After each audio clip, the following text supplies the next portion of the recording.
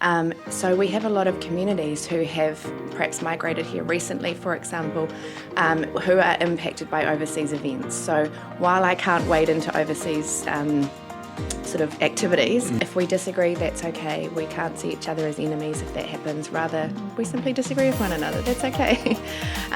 So all of this plays, of course, into social cohesion. And I always want to point out, I get that some people don't like the term social cohesion. I can see why.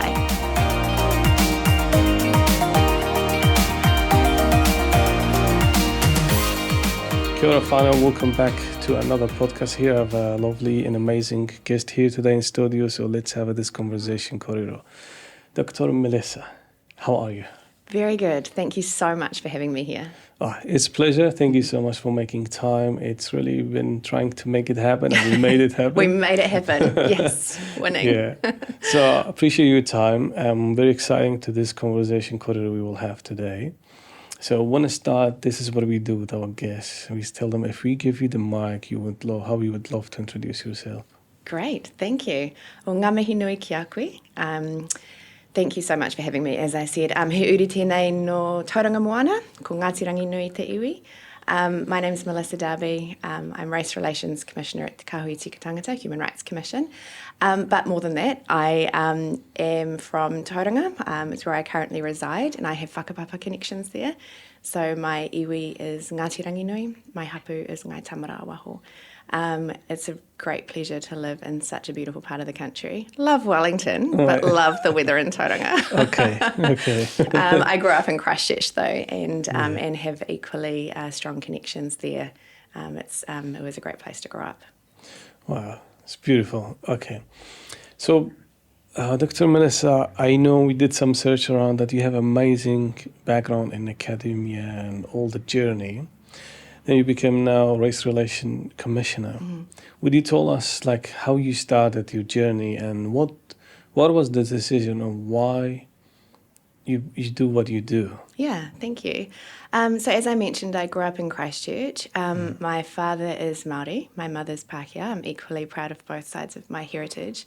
When I actually did my undergraduate in Wellington, so I've lived here for 3 or 4 years while I studied at Victoria University, and while I was there I studied education and Māori studies. So I learnt te reo. I didn't go to a high school where that was an option, so I was really happy to connect with my language in that way.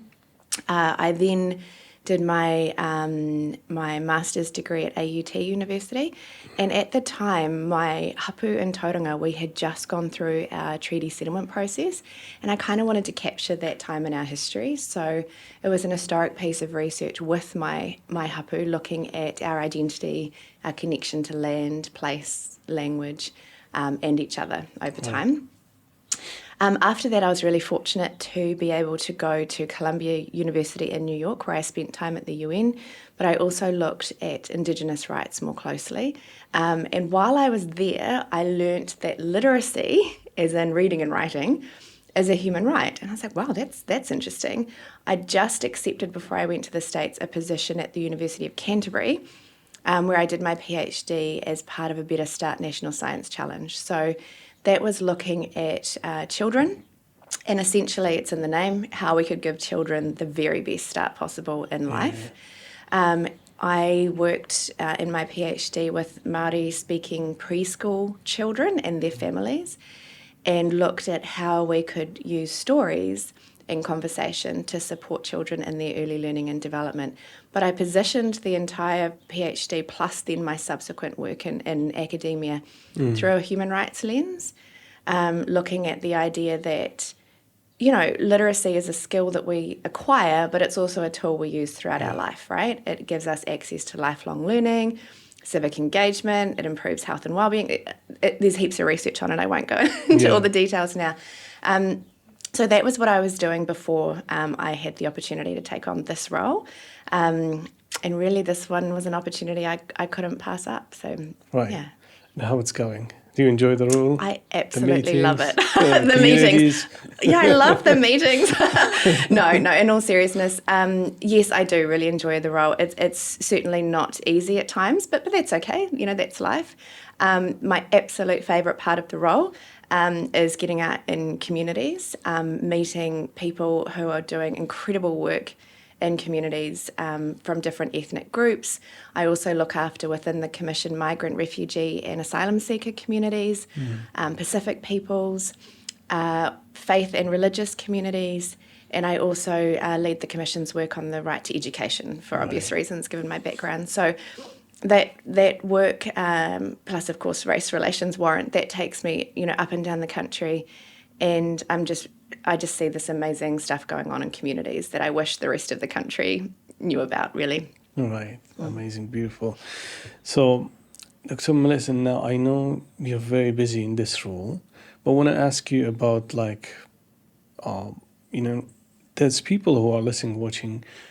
If we give them a little bit like a brief introduction about what is exactly Race Relation Commission, like what's the work they do?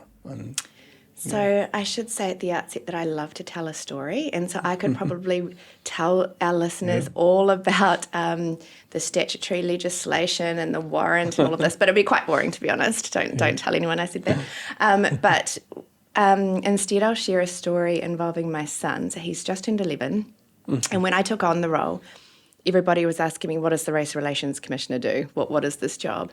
And it turns out some of his friends were asking him the same thing. And one day I overheard one of his friends say, what does your mum do in her new job? And I was interested in what he was going to say. And he said, oh, she makes sure that everyone in New Zealand feels safe and welcome, no matter who they are or where they come from. And I thought, wow, that's my job. So I just, children capture things in such a beautiful and simple way at times. And so I like to share that story. That's it in a nutshell. It's a job that I'm so privileged to hold, and it's one that I'll obviously do my very best for every single community in New Zealand who I advocate for. I think as well, though, and to give some of the technical aspects of the role, it sits within the Human Rights Commission, and some of the things that I do, I mentioned before, some of the communities that I look after in this country. And what that looks like is advocating for rights. We also hold the Commission generally, and including in my role, we hold governments to account to make sure that successive governments are doing what they're meant to be doing as far as human rights are concerned in this country. Different governments have signed up to different United Nations conventions. And the one that I look after in particular is the Convention on the Elimination of Racial Discrimination. And I actually am off to Geneva in November of this year because it's New Zealand's turn to go before the committee, and both government and civil society get to say how we're kind of doing in this country in that regard. I also, the Commission generally, I'll point out in case people are interested, we have a complaints and inquiries function as well.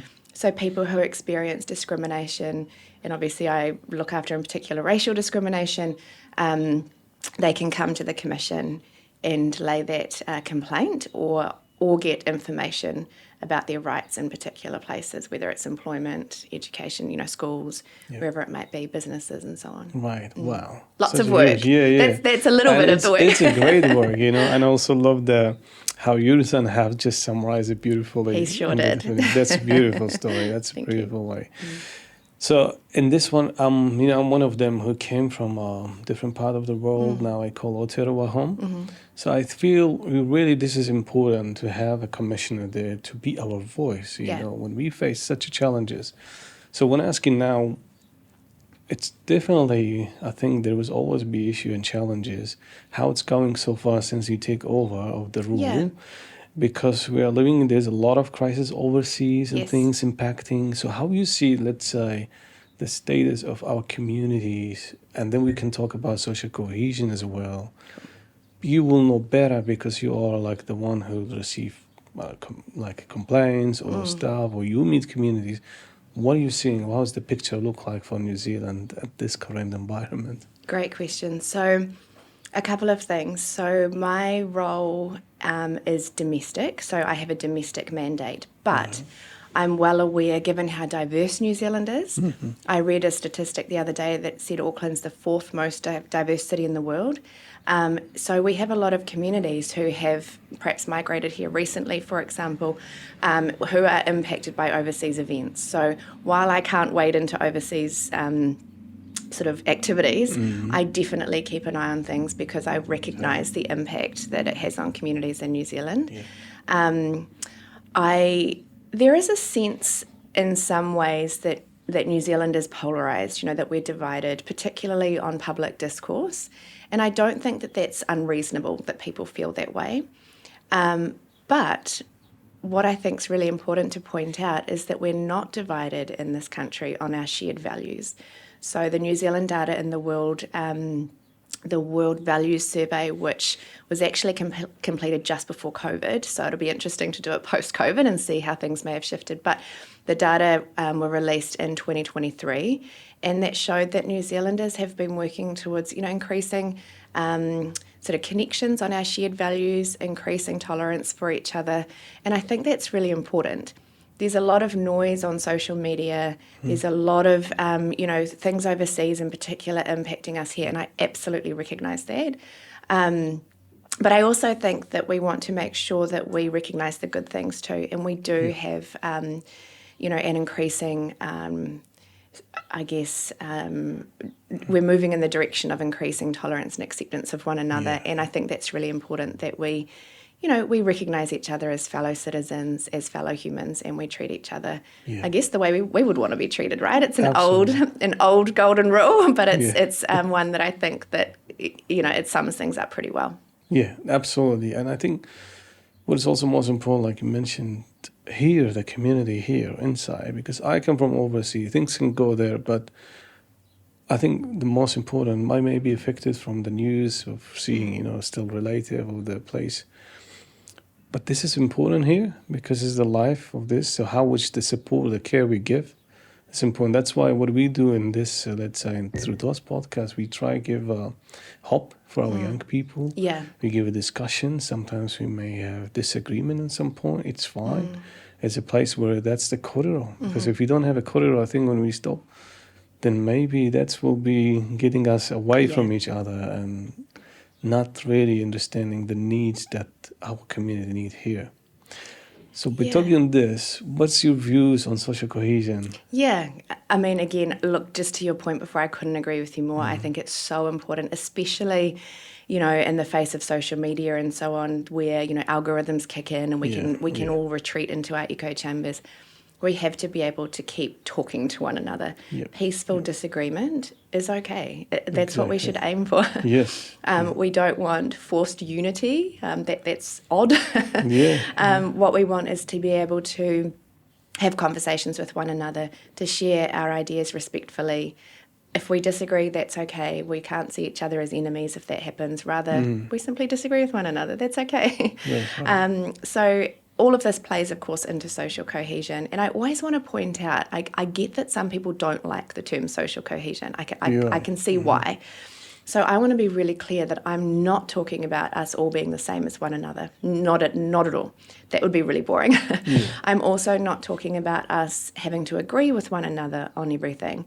That's not normal and it's not healthy. What I think social cohesion means is that we can disagree with one another, we can be our unique selves, but we can still kind of get along with one another and each respect each other, as fellow humans, right? We have far more in common with one another than we do, have differences between us. And I've got some great examples of stories I can share from my travels overseas and so on that really highlight that. So I think it's important that I guess it's important to me at least that I am clear about what I mean when I say social cohesion. One thing that I will say with it is that we must look after, the way we get along with each other and do our best to protect that, because if social cohesion breaks down, human rights go out the window, right? No one's looking after human rights for anybody in those situations. So it's really important that we recognise that human rights are upheld for people, mostly in countries where, there is harmony, right? Yeah, absolutely. And it's certainly part of our legislation at the Human Rights Commission. But beyond that, it's an important human thing, I think. History and even obviously, unfortunately, contemporary activities show that, it's very easy to pit people against one another and to dehumanise people, to have these us versus them narratives. None of that ends well. Yeah. So I think in New Zealand we've got to be really deliberate and intentional to, connect with people from different parts of the world, to connect with communities outside of ourselves. Yeah. And in my engagements up and down the country since I took on this role, people want to do that.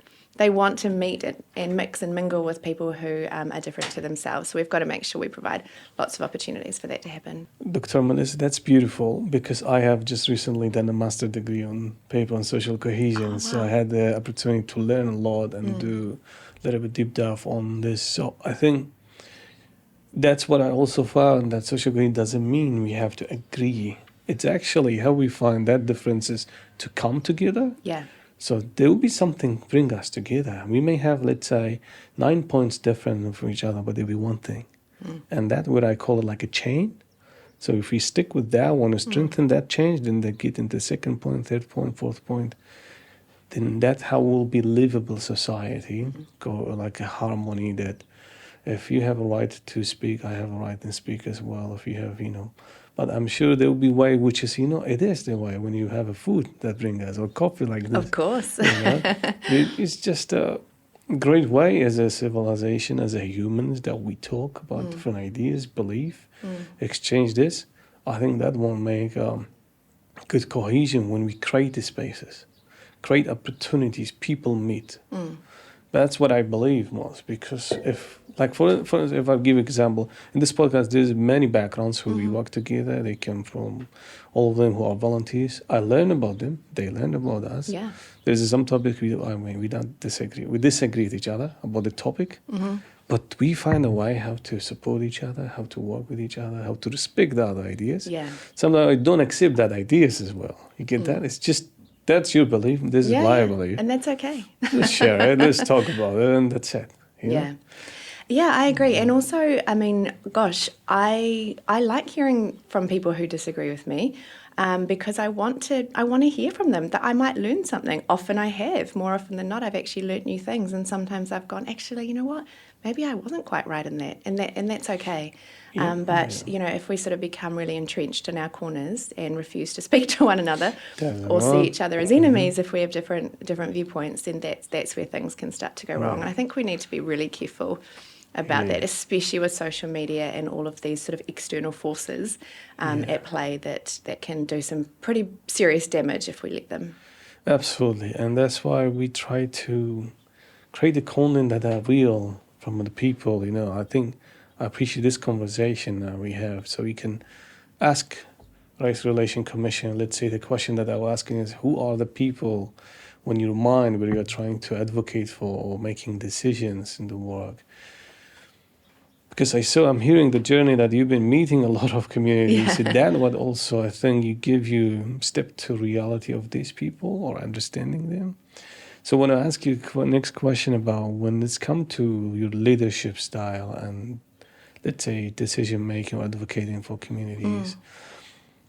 How you do this? Who's the people on your mind while you're talking about certain issues or topics? Yeah. In this first part of my term, so I took on the role, in November last year, but it was such a weird time of the year to start because it was just before Christmas. So really I think of this, the start of this year has been when I've been getting out and meeting communities. And I had the same approach when I was an academic. Relationships are absolutely key. I have heard from a range of communities, particularly through my consultation with CERD, the Convention on the Elimination of Racial Discrimination, gone out across the country asking communities about their experiences. Right. And, the Commission, like any organisation, I have constraints, right? I would love to go in and just change a policy if that made people's lives better. But of course, it's not as easy as that. But in terms of the relationships and people feeling like they've been heard, that goes a long way. I think it's important, certainly my leadership style is one where I want to really connect with people so that should they, like I said earlier, have a complaint or a discrimination example where they want to come to the Commission, they feel that it's a safe space to do so. If they don't have a relationship with me, why would they they want to talk to me in a time of perhaps some discomfort? So that's really, really important to me. beyond that, I think, like I said earlier, seeing each other as fellow humans is really, really important. You mentioned something just before about sort of we might have 9 things that are different from one another, but one thing that's the same. And when I was in the States, it was a few years ago now, I spent about a year there on a research fellowship, and I was the only person from New Zealand in a group of about 200 people, so all sorts of different countries all over the world. And we were sitting around chatting about what we each had for breakfast, and people were sort of, the guy from Belgium, I was like, wow, yum, waffles. And then there was some questionable things that I won't name countries in case I get offside with people, but, we were all talking about our differences. Then when the session started, people started to say, well, what are your hopes and goals and dreams and fears for your time in the States? We were all exactly the same. We were worried about making friends. We were hoping that we did well in our studies. We wanted to make sure that we kind of felt comfortable and safe in the States and understood the cultural differences from where we came from. All of these things, right? So it's such a great example of pointing out those things that we have in common. And so for me, when I meet people from diverse backgrounds, I want to hear their differences, I want to hear their experiences, but I also want to connect at that human level. Yeah, no, it's beautiful. So when checking that one, you definitely get invited to a lot of communities and their events and stuff. So how you do deal that with the food? Oh, honestly, the Race Relations Commission portfolio has the best food. Okay. Ask anyone in the commission. They're all like really envious of me because, food, music and sport, they're unifying things, right? Yeah. The music that I get to see and listen to and see the performances, amazing. And the food, just second to none. Right. Yeah, so I'm very lucky. Yeah, exactly. Because I think... I know that you go to those ethnic communities and all the community, they will be their way of how they welcome, and the event is always as kind of part of the events of the welcome going. So while you go to different communities now, have you ever, like in this, you say to yourself as a leader, like, why I'm doing this? Why I'm going to all of this? How? Because some people may get burned out, right? So it was a question how you manage your well-being while you're dealing with different communities, different worldviews, issues or not issues. How you balance all of that?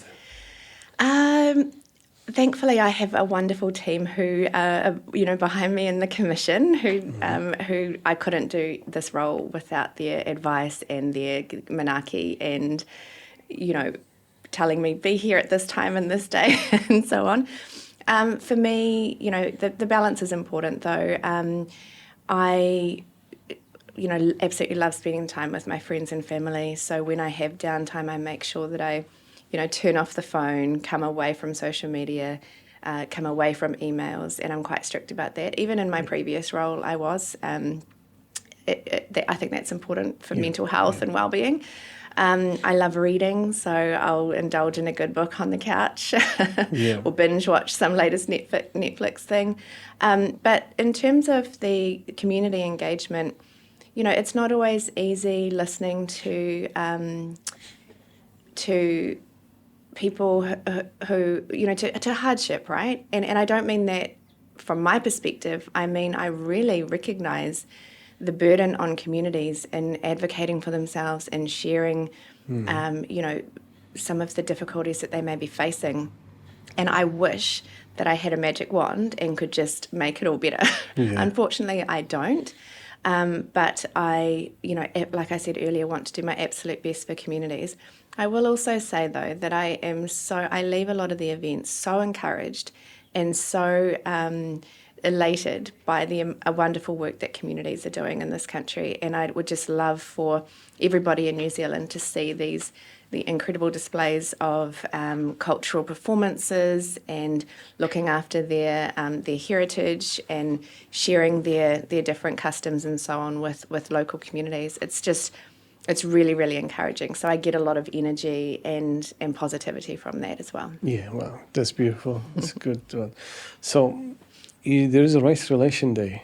Yes, right? there is. And what day is that? It's the 21st of March. 21st March. And actually, when I was growing up in this country, I feel like Race Relations Day was bigger. And in recent years, it may have sort of fallen by the wayside. I'm not sure. But I have a commitment next year and for the duration of my term to make much more of a song and dance about Race Relations Day. I think it's a really good opportunity for us to come together as a country, particularly now that we are so diverse, and to celebrate and recognise all of the communities who make up Aotearoa New Zealand. Yeah, oh, that's beautiful. Because I attended some of the speeches sometimes as a young people, from school, give race relations speech and stuff, which is beautiful. How, they articulate their speech and the experience they have to share. So there is coming, right? You're doing something big, the commission this March coming. Next March, that's right. March. I actually have a meeting about it this afternoon. So, all right. So no, it is a commitment of mine. So I have my sort of general work and then areas that I can choose to focus on in particular. And Race Relations Day is one of them. Right. So watch this space. Okay, watch this space. That's amazing. Great. Okay, this is all beautiful. I just have, one more question. If I ask about the vision, what is your vision for Aotearoa?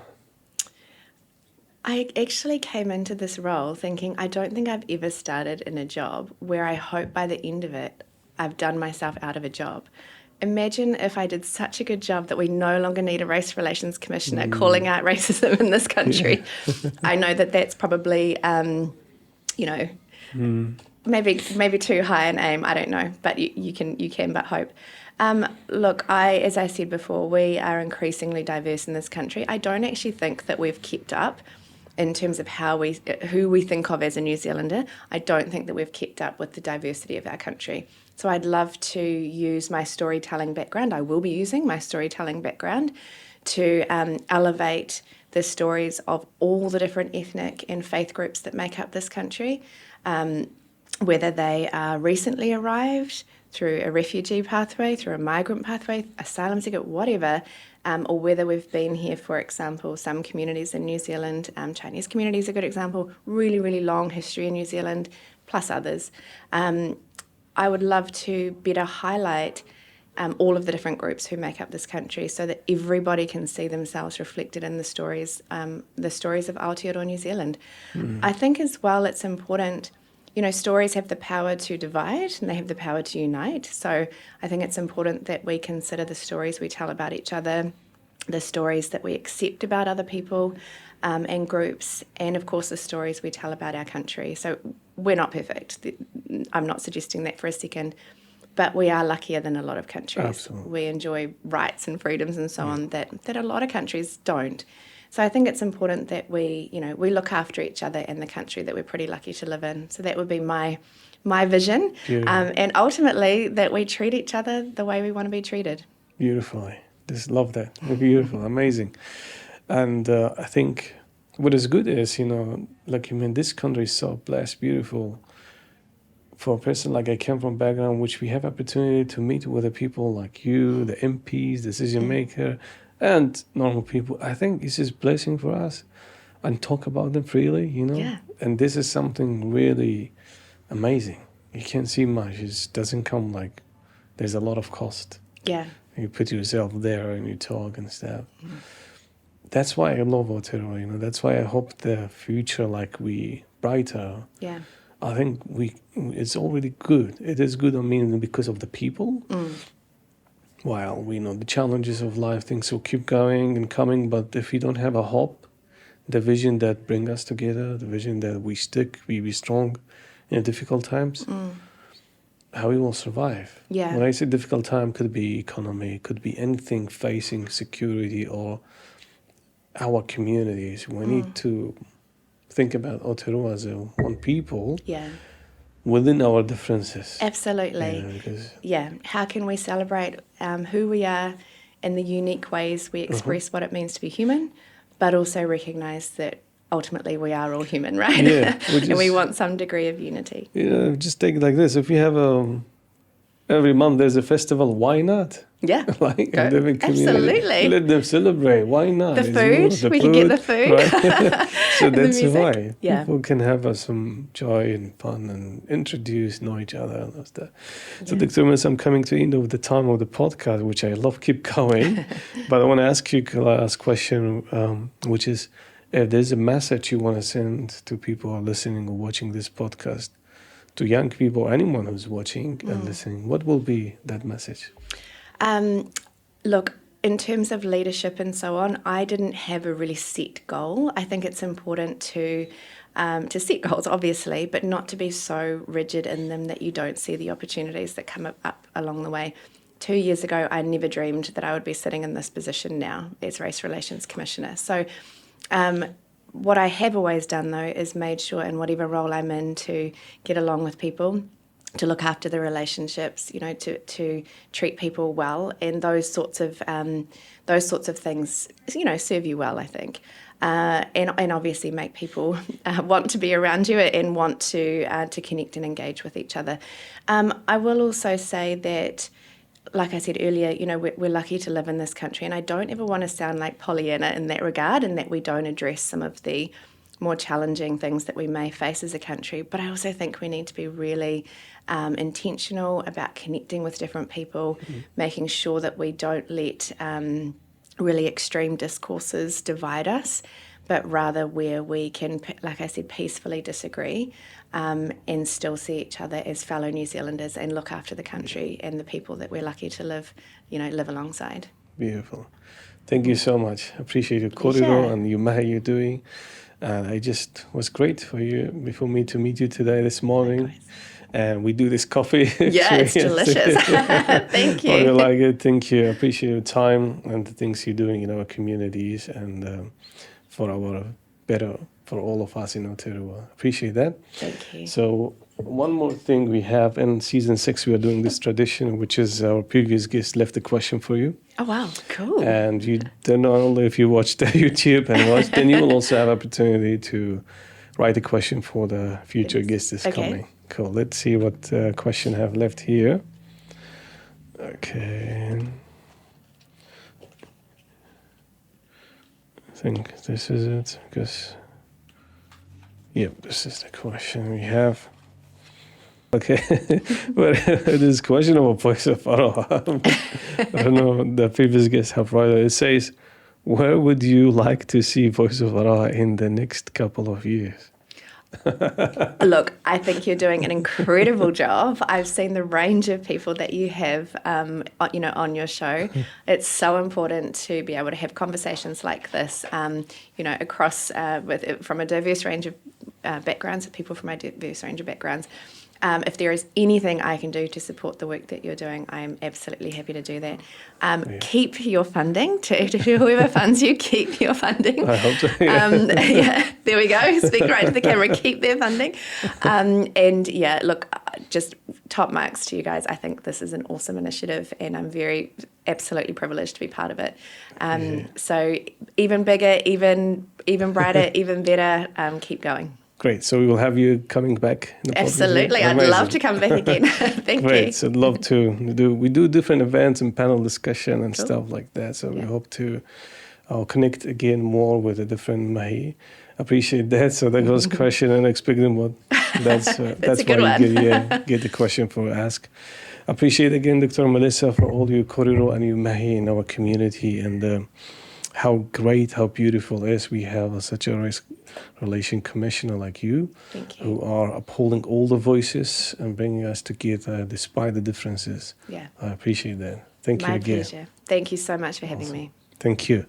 Great, kia ora whanau again. Thank you so much for tuning in, and see you next one. Ka kite.